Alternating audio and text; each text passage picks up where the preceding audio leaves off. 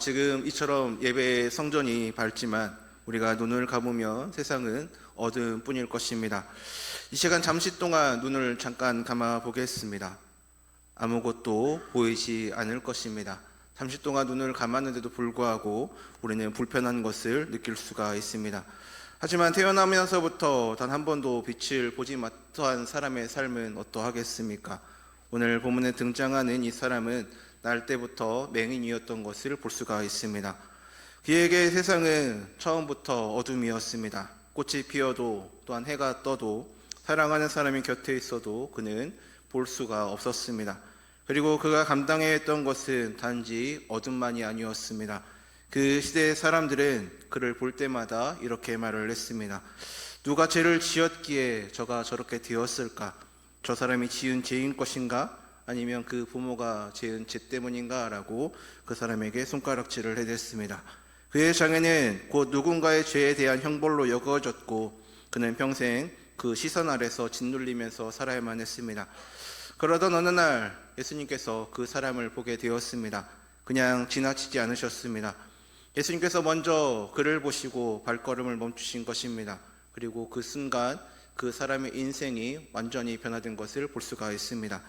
오늘 말씀은 단순히 2000년 전에 기록되었던 기적의 이야기만이 아닙니다. 이 말씀은 지금 이 시간 영적인 어둠 가운데 있는 우리를 찾아오시는 주님의 이야기이며 또한 우리의 닫힌 눈을 열어 하나님의 일하심을 보게 하시려고 하는 은혜의 말씀이기도 합니다. 오늘 이 본문을 가지고 세 부분으로 나누어서 함께 은혜를 나누고자 합니다. 먼저 고난을 바라보시는 하나님의 시선을 바라볼 수가 있습니다. 제자들이 길을 가다가 날 때부터 맹인된 사람을 보고 예수님께 이와 같이 묻습니다. 라삐여, 이 사람이 맹인으로 난 것이 누구의 죄로 인함이니까? 자기니까 그의 부모니까? 라고 묻습니다.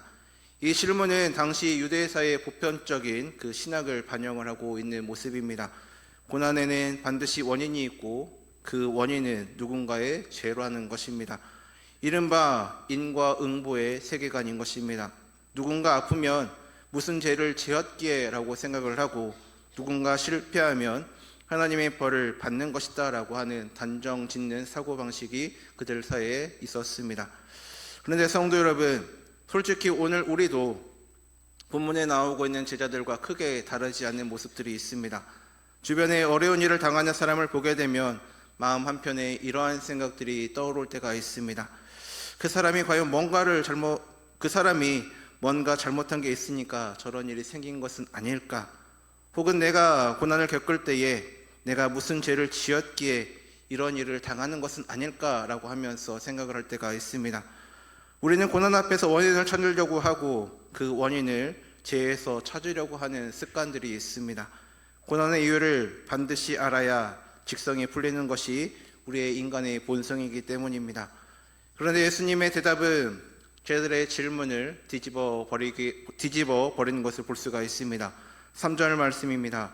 예수께서 대답하시되 이 사람이나 그 부모의 죄로 인한 것이 아니라 그에게서 하나님이 하시는 일을 나타내고자 하심이다 라고 예수님께서는 말씀하십니다. 이 말씀이 얼마나 큰 놀라운 선언인지 모릅니다. 예수님은 고난의 원인에 대한 질문에 대해 원인을 말씀하지 않으시고 목적을 말씀을 하고 계십니다. 왜 이런 일이 생겼는가라는 질문을 이 일을 통해 하나님께서 무엇을 하려 하시는가로 바꾸어 버리셨습니다. 성도 여러분, 이것이 바로 하나님의 시선입니다. 우리는 고난을 바라볼 때 먼저 뒤를 바라봅니다. 과거에서 원인을 찾으려고 합니다. 그러나 하나님께서는 그 앞을 바라보십니다. 그 고난을 통해 어떤 일을 이루실 것인지, 그 고난 너머에 어떤 영광을 나타내실 것인지를 먼저 바라보십니다. 우리의 시선은 과거를 향하지만 하나님의 시선은 미래를 향해 있습니다. 우리의 시선은 죄를 찾지만 하나님의 시선은 은혜와 그 가운데 임하는 역사를 찾고 계십니다. 그렇다면 왜 이것이 중요하겠습니까? 만약 이 맹인의 장애가 단지 누군가의 죄에 대한 형벌이었다면 그의 인생에는 수치와 정죄만이 남았을 것입니다. 그러나 예수님은 그의 삶에 전혀 다른 의미를 부여하셨습니다. 이 사람의 어둠은 정죄의 표시가 아니라 하나님의 영광이 나타낼 무대였던 것입니다. 그가 겪어온 모든 날들, 눈물과 수치와 외로움의 시간들이 사실은 하나님의 때를 기다리고 있었던 것입니다. 성도님들의 삶 가운데 이해할 수 없는 고난들이 계실 수도 있습니다. 왜 이런 아픔을 겪어야 했는지, 왜 이와 같은 문제가 나에게 다가왔는지, 왜 기도를 해도 응답이 없는 것 같은지, 그런 답답한 문제들이 우리 앞에 늘 놓여 있습니다. 하지만 오늘 주님께서는 우리에게 말씀하십니다. 그 고난의 원인을 묻기 전에 내가 그 상황 가운데서 무엇을 하려고 하는지 바라보라고 말씀하고 계십니다. 하나님은 우리의 가장 어두운 순간을 자신의 영광을 나타내시는 순간으로 바꾸어 주시는 분이십니다. 그래서 우리에게 필요한 것은 고난의 원인을 찾는 눈이 아니라 그 고난 속에서도 일하시는 하나님을 발견하는 눈을 우리가 가져야 하는 것입니다. 예수님은 계속해서 4절과 5절에서 이와 같이 말씀을 하셨습니다. 때가 아직 낮음에 나를 보내신 이의 일을 우리가 하여야 하리라. 밤이 오리니 그때는 아무도 일할 수 없느니라. 내가 세상에 있는 동안에는 세상의 빛이로라 라고 말씀하십니다. 예수님은 자신을 세상의 빛이라고 선언을 하셨습니다. 이 맹인에게 빛이 되시겠다라는 것입니다. 또 어둠 가운데 있는 모든 자에게 또한 빛이 되겠다라는 선언의 말씀입니다. 하나님은 우리의 고난을 방치하는 분이 아니십니다. 그 어두움 속으로 친히 들어오는 분이심을 믿고 늘 하나님만을 바라보시기를 바랍니다. 두 번째는 맹인을 치유해 주시는 예수님의 모습을 볼 수가 있습니다. 6절과 7절에 이와 같이 말을 합니다. 이 말씀을 하시고 땅에 침을 뱉어 진흙을 이겨 그의 눈에 바르시고 이르시되 실로암 못에 가서 씻으라 하시니 실로암은 번역하면 보냄을 받았다는 뜻이라 이에 가서 씻고 밝은 눈으로 왔더라 라고 말을 하고 있습니다. 이 말씀을 보게 되면 예수님의 치유 방식이 참으로 독특한 것을 볼 수가 있습니다. 예수님께서는 전능하신 하나님의 아들이십니다. 말씀 한마디로 또한 천지를 창조하신 분이십니다. 그래서 예수님께서 눈을 뜨라 그 한마디만 하시면 즉시 그 자리에서 그 맹인의 눈이 열렸을 것입니다. 그런데 예수님은 왜 이렇게 복잡한 과정을 거치셨겠습니까? 먼저 예수님께서는 땅에 침을 뱉으셨습니다. 그리고 그것을 이겨서 진흙으로 만드셨습니다. 또한 그 진흙을 맹인 눈에 바르시면서 실로암 못에 가서 씻으라고 말씀을 하십니다. 성도 여러분, 이 장면을 우리 머릿속으로 상상하면서 맹인의 입장에서 한번 생각을 해보겠습니다. 그는 지금 앞이 보이지 않습니다. 누군가 자기 눈에 진흙을 바릅니다. 그리고 실로암까지 가서 씻으라고 말을 합니다. 하지만 실로암 못은 전혀 가까운 곳이 아니었습니다. 앞이 보이지 않는 상태에서 또한 눈에 진흙까지 바른 상태에서 그 길을 그는 혼자 걸어가야만 했습니다. 얼마나 불편하고 또 이해할 수 없는 그런 명령이겠습니까? 그런데 본문은 이렇게 말을 합니다. 이에 가서 씻고 밝은 눈으로 왔더라 라고 말을 합니다. 그는 갔습니다. 묻지도 않았습니다. 그리고 따지지도 않았습니다. 왜 진흙을 바르십니까? 왜 실로암까지 가야 합니까? 당장 여기서 고쳐주시면 안 됩니까? 라고 또한 항변하지도 않았습니다. 그는 이해하지 못하는 상황 속에서도 그저 그 말씀에 순종했습니다. 그리고 그 순종의 끝에서 그의 눈이 열린 것을 볼 수가 있습니다. 태어나서 처음으로 빛을 바라보게 되었습니다. 하늘을 보았고 사람들의 얼굴을 바라보았습니다. 세상의 색깔들을 처음으로 또한 만나게 되었습니다. 성도 여러분, 여기서 우리가 깊이 묵상해야 될 진리가 한 가지가 있습니다. 하나님의 치유는 우리의 순종을 통해서 임한다라는 것입니다. 예수님께서 그 맹인에게 이해할 수 없는 과정을 요구하신 것은 단순히 의학적인 행위가 아니었습니다. 그것은 믿음의 테스트였고 또한 순종의 훈련이었습니다. 진에게 눈을 뜨게 한 것이 아닙니다. 실로암 물이 눈을 뜨게 한 것도 아니었습니다. 주의 말씀에 대한 순종이 그의 눈을 뜨게 만들었던 것입니다. 그리고 더 한 가지 주목할 것이 있습니다. 요한은 이 대목에서 가로를 열고 실로암이라는 이름의 뜻을 말하고 있습니다. 실로암은 보냄을 받았다라는 뜻이다라고 말을 합니다. 보냄을 받은 자, 이것이 곧 예수 그리스도를 말하는 것입니다. 아버지로부터 보냄을 받아 세상에 오신 분, 바로 예수님이십니다. 실로암에 가서 씻는 행위는 곧 보내심을 받은 예수님께로 나아가는 것을 말하는 것입니다. 맹인이 실로암 못에서 씻은 것은 예수 그리스도 안에서 씻음 받은 것의 영적인 그림인 것입니다. 우리의 신앙의 여정에도 이러한 순간들이 있습니다. 주님께서 우리에게 이해할 수 없는 길을 가라고 하실 때가 있습니다. 눈앞이 보이지 않는데 앞으로 걸어가라고 하실 때도 있습니다. 상식적으로 납득이 되지 않는 그런 순종을 요구할 때도 계십니다. 왜 이러한 신호를 견뎌야 합니까? 왜 이러한 사람을 용서해야 합니까? 왜 이 자리에서 기다려야 합니까? 이해되지 않는 것들이 많이 있습니다. 그러나 성경의 증언은 한결같습니다. 순종이 이해보다 앞설 때 하나님의 역사가 나타난 것을 볼 수가 있습니다. 아브라함이 이삭을 데리고 모리아 산에 올라갈 때 아브라함이 이해하며 올라갔습니까? 이해하지 않았습니다. 이해하지 못했습니다. 그러나 그는 순종했습니다. 그리고 그 순종의 끝에서 여호와 이레 준비하시는 하나님을 만나게 되었습니다.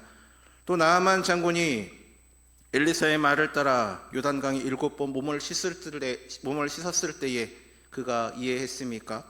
이스라엘의 강물이 내 나라 강물보다 나은 것이 무엇이냐라고 그는 분노했습니다. 그러나 종의 간청을 듣고 요단 강물에 들어가 그가 7번 씻게 되자 그의 살이 어린아이의 살처럼 회복이 된 것을 우리는 보게 되었습니다. 순종은 이해의 저변에 시작되고 그 순종의 끝에서 우리의 눈이 열리게 되는 것입니다. 성도 여러분, 지금 하나님께서 우리에게 순종하라고 말씀하고 있는 것이 무엇입니까? 용서하라, 내려놓으라, 기다리라, 나아가라, 섬기라. 우리 마음 가운데 이와 같이 떠오르는 것이 있으시다면 그것이 바로 저와 여러분의 신뢰함일 것입니다. 그곳으로 우리는 걸어가야 할 것입니다. 이해되지 않아도 걸어가야 합니다.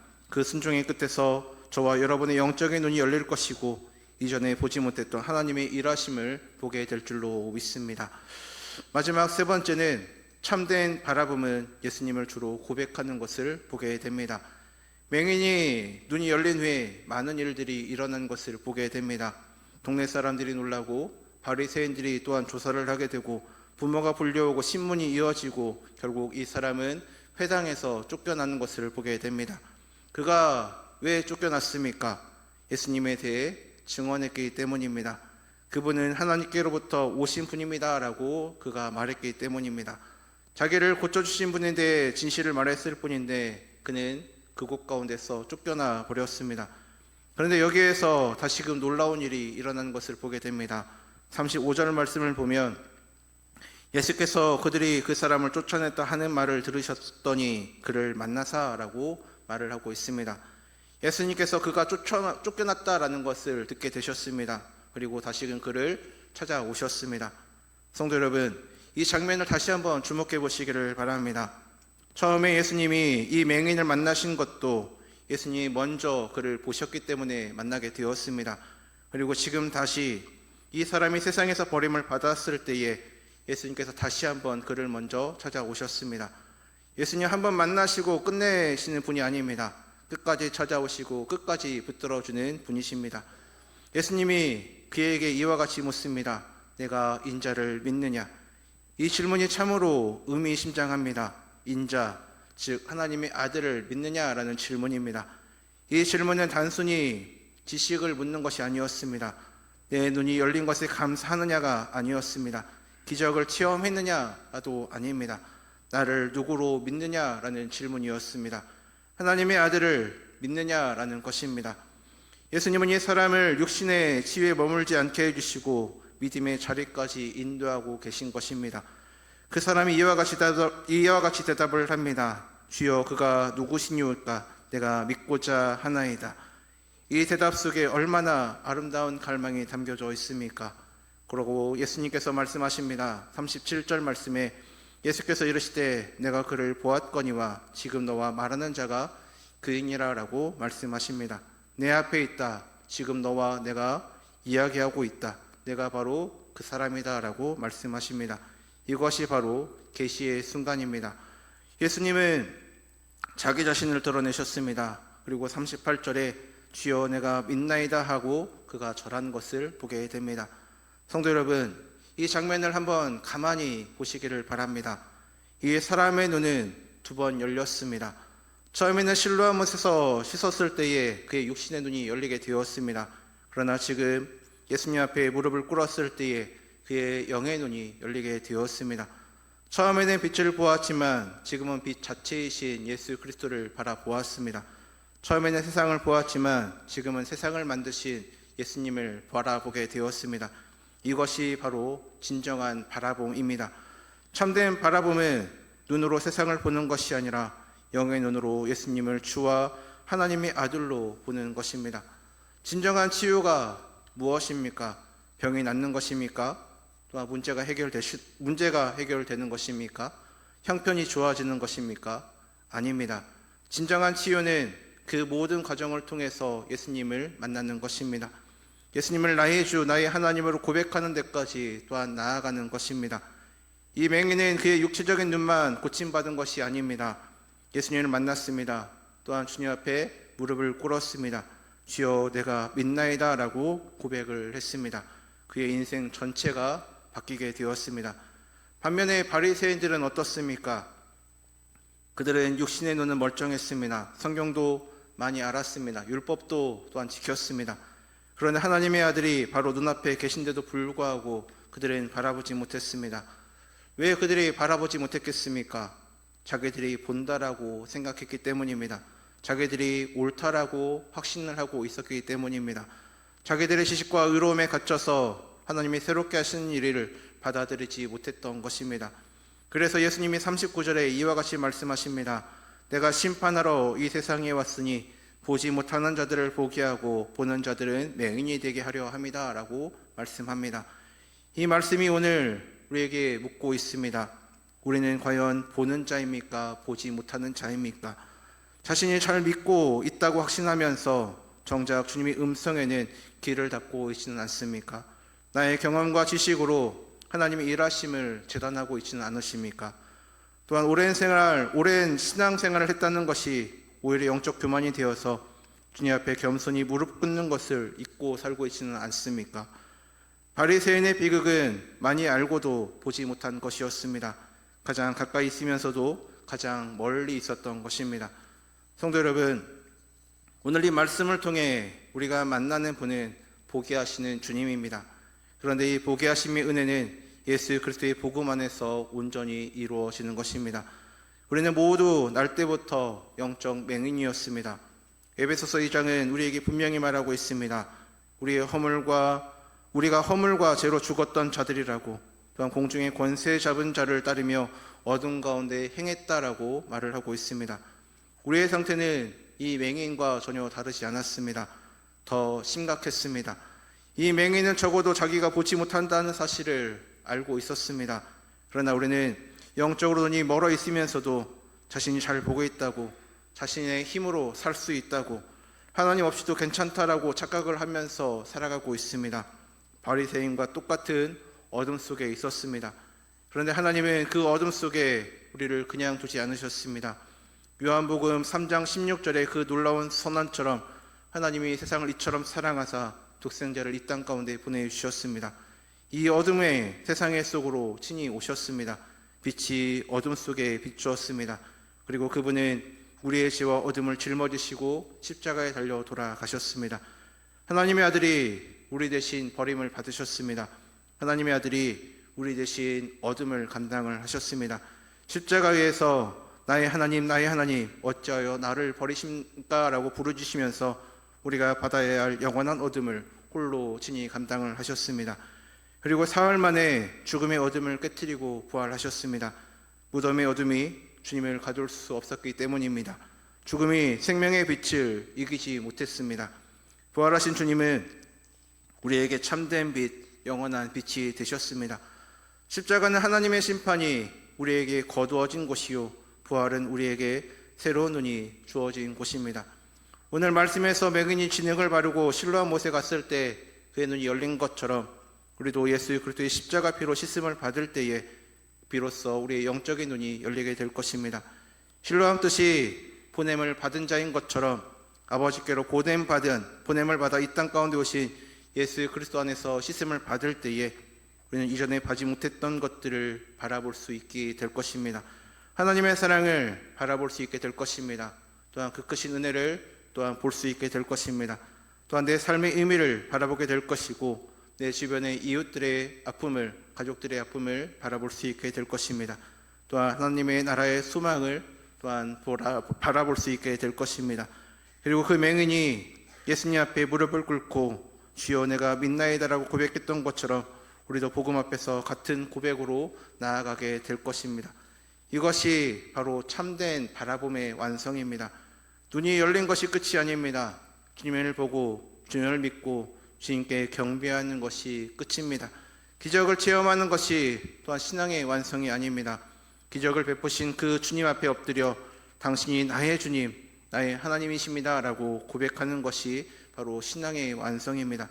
성도 여러분, 주님은 오늘도 우리의 영적인 눈을 열기를 원하고 계십니다. 고난 속에서 하나님의 손길을 바라보는 눈, 순종의 길 위에서 은혜를 발견하는 눈, 그리고 무엇보다 예수 그리스도를 나의 유일한 구원자요 주님으로 바라보는 눈을 열기를 간절히 원하고 계십니다. 오늘 이 자리에 계신 모든 성도인들의 영적인 눈이 열리기를 바랍니다. 혹시 아직 예수님을 인격적으로 만나지 못한 분이 계신다면 오늘 이 맹인처럼 주님 앞에 나아가시기를 바랍니다. 이미 오래 믿어온 성도님이라면 혹시 나도 모르게 바리새인의 자리에 앉아있지는 않는지 스스로 돌아보시기를 바랍니다. 주님은 우리의 닫힌 눈을 열어주시는 분이십니다. 십자가의 은혜로 또한 어둠을 물리치신 분이십니다. 부활의 능력으로 새로운 세계를 또한 바라보게 하여 주시는 분이십니다. 이 복음의 빛 가운데 날마다 걸어가는 우리 모두가 되기를 바랍니다. 그래서 우리 입술에서 그 맹인의 고백이 끊어지지 않기를 바랍니다. 주여 내가 믿나이다 라고 하는 이 고백이 우리의 삶 전체를 관통하는 신앙의 노래가 되기를 주님의 이름으로 간절히 소망합니다.